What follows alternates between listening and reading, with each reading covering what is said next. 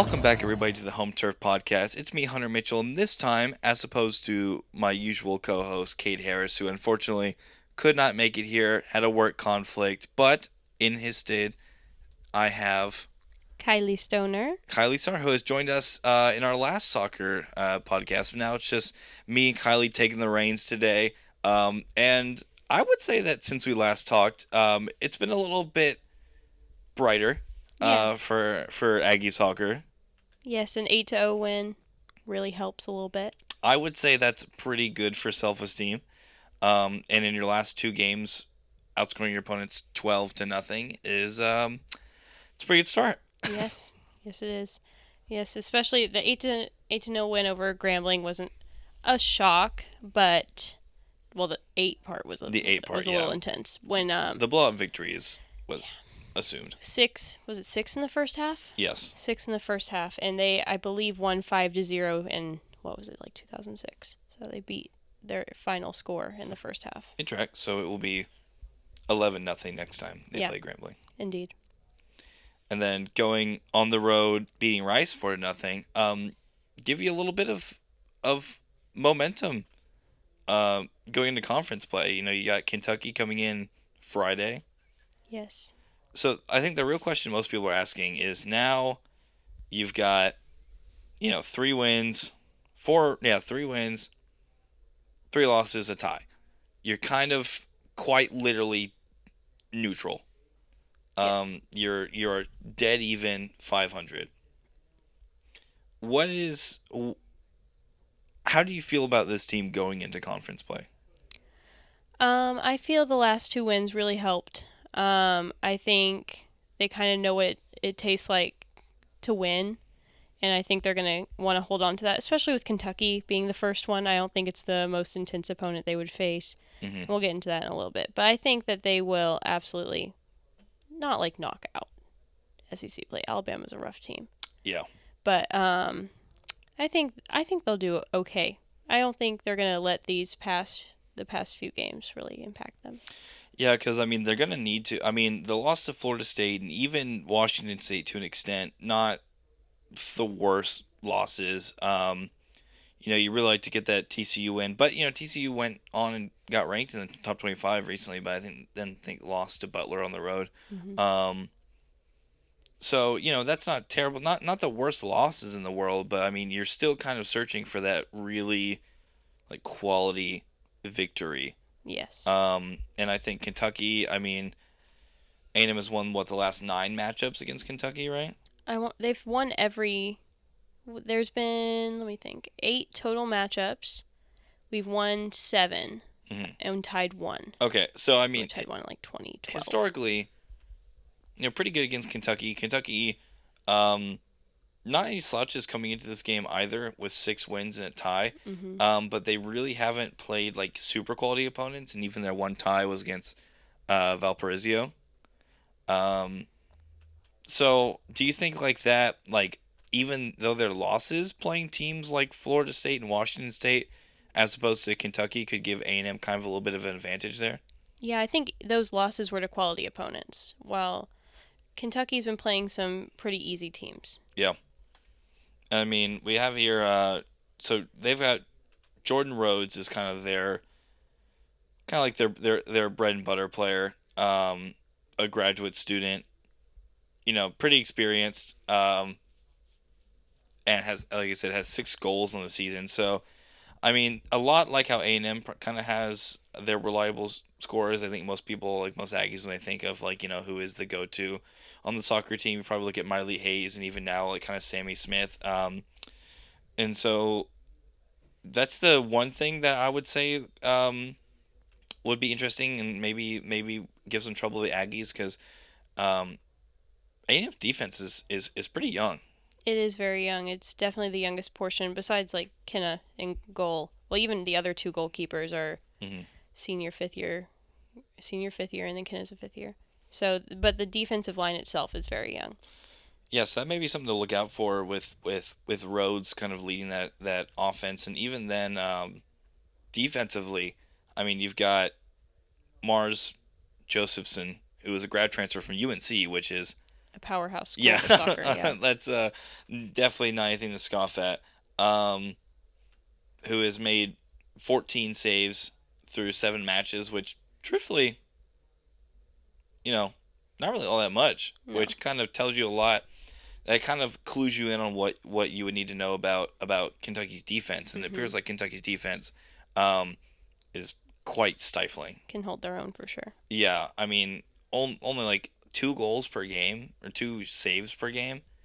That's for such a you know coming from a program like UNC as a grad transfer.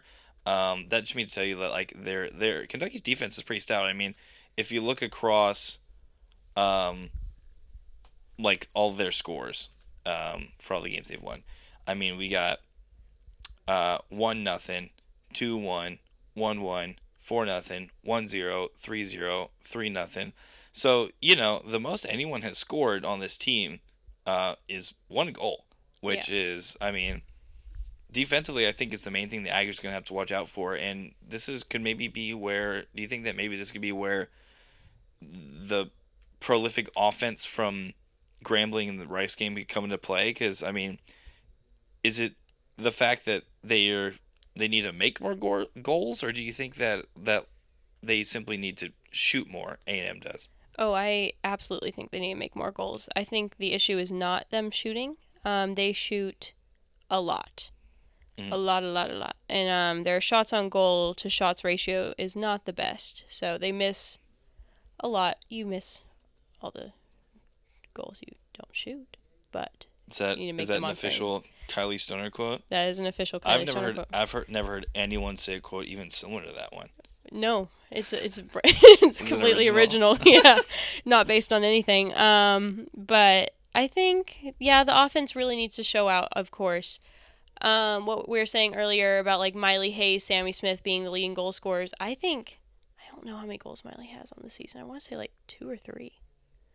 And like Micaiah McDonald, I believe has 2. Jasmine Wilkinson, I believe has 2. Like they brought in a few transfers such as Jasmine Wilkinson and Sammy Smith that have been scoring a decent amount. So I think our offense is strong, and yeah, our defense is young. But how many goals have we allowed? A&M. Let's see. 1, 2, 5, Oh, 7. okay. But five in the first Yeah, 2 yeah, games. yeah. Um, So I feel like they've made their like had the issues taken care of.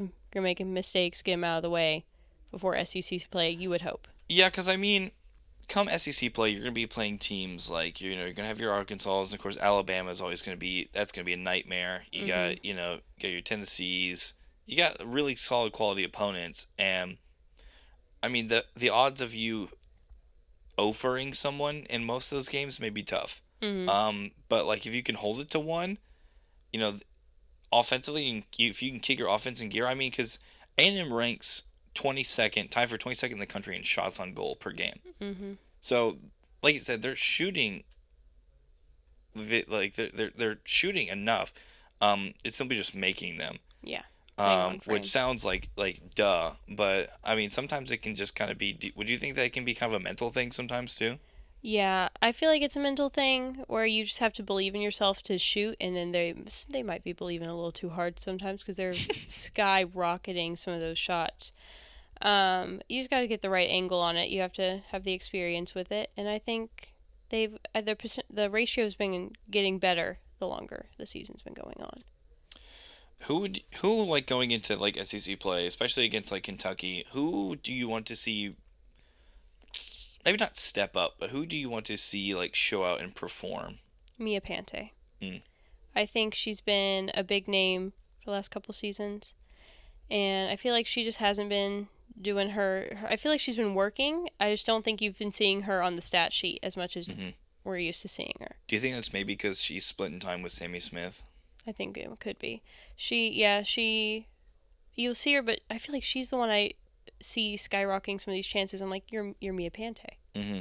You know this. I believe in you. You know? Who do you think is the most important player for A&M heading into conference play? Micaiah McDonald. Mm. I think I think that's a go-to answer for a lot of people after watching this Yeah, season too. yeah. She really seems to establish the offense. Like Yes. when they get the ball to her in the corners, that they can tell that's really where they like to go offensively. She yeah, go up in the right side, right corner. She goes 1v1 really well. Yeah. Has a lot of speed. She's great. So with this team, where they're at right now, kind of at it's almost like it's a lot of people like to say conference play is like the start of a new season almost. Mhm. Um, what do you think this team has to do to get back to the postseason? I would say I think we touched on this last podcast, but really just communicate with each other. It looks like they'll like send a pass up and someone won't get like will be like, "Oh, it's too far," and not run. Like you just have to be like, I don't know, trust. I feel like is Hmm. another option. Um just like bonding all together. Like they just seem to be all these independent players Yeah. sometimes. Like they've been getting better, I would say. But for the most part, it feels like they're very independent playing and not very much as a team. But going into Kentucky, I feel like specifically they need to do that to the max because Kentucky's a very aggressive team. Hmm. In the last, I want to say 4 games, Kentucky has had 8 yellow cards. So Wow. I feel like you just need to be prepared for that, Hmm. and you can't let yourself get mad because that's how you get a yellow card. Mm. Is you go in too hard, you yell at a ref, you get a card. So just cool, calm, collected. Yeah, and I think the expectation for this team is for a long time has been postseason play. Now it feels like something they're having to fight a lot harder for. But I mean, like we said, conference play, new new season for the most part, essentially. Hmm. Um, yeah, they just have to get. I agree with you. I think offensively they just need to kind of fine Yes, tune, and I think that definitely Grambling and Rice helped, but the SEC is going to be a completely different animal. absolutely. And I mean, you couldn't have asked for two better games going into conference play.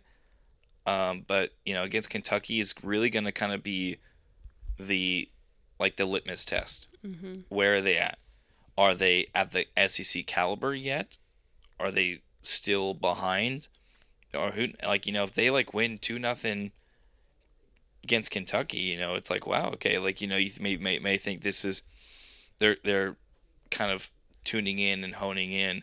But like a tie or a loss even still kind of leaves you wondering because you don't have much time to really relax come conference play because I mean the second SEC game you get at Mississippi State, the team who knocked you out of the SEC tournament last year. Yep. Um, and Revenge tour. yeah, and so You get that break between Kentucky and Mississippi State that with Texas Southern. this is true. But I just mean in terms of Yeah, conference play, I think Kentucky's a really good test. I I think agree. Are you at that SEC level without being thrown into the deep end? without you're having to go play against Alabama Yeah. off the cuff. They also Um, do have that Arkansas game coming back from Mississippi State, at least at home. mhm. So I mean it's the SEC. I mean it's one of the toughest leagues in any sport in the country. But I do think Kentucky is probably one of the best draws they could have gotten in terms of really seeing where they're at. But I mean defensively, I mean Kentucky is going to present you a lot of problems. Hmm. And I hate to quote Jimbo, and I've been finding myself doing it more and more. So I think I'll be relating to it more. Is they just got to execute.